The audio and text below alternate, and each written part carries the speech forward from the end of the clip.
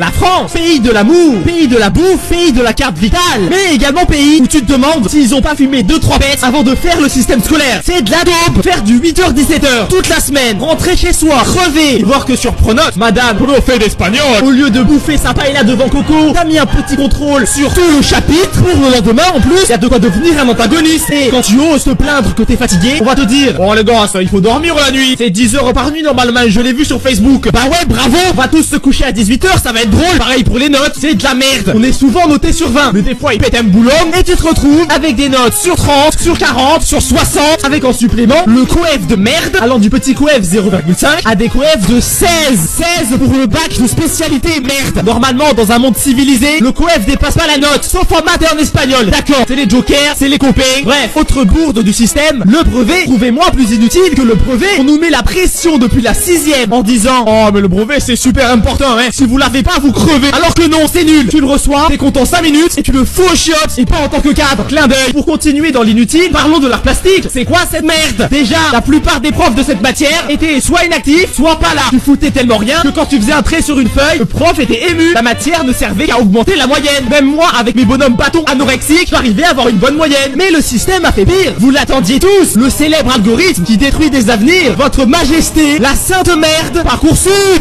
Chose rigolote, tout est dans le titre. Parcoursup supprime ton parcours scolaire. Il nous nargue en plus pour prouver une nouvelle fois que c'est de la grosse merde. Une meuf a envoyé sur Parcoursup une recette de cuisine à la place d'une lettre de motivation. Et elle a été acceptée dans une école. Il y a un petit problème là, non? Il fallait me le dire que pour rentrer chez Google, il suffisait de faire un bon bœuf bourguignon avec ses carottes fondantes. Bref, j'ai aussi envie de râler sur la cantine, car c'est une vraie merde. Déjà, c'est pas bon, je vous apprends rien, mais s'il vous plaît, faites un effort sur le pain, merde. C'est de l'obsidienne le truc. C'est un parpaing. C'est un parpaing. Tu peux faire ton CAB maçonnerie avec, ou jouer à la pétanque avec les collègues. Enfin bref, le système scolaire est imparfait, punitif et parfois vide de sens. Mais c'est à nous de s'y adapter, de le changer, de le transformer. Car sans élèves, le système n'est rien. Alors n'apprenez plus pour les notes, mais apprenez pour vous et seulement vous.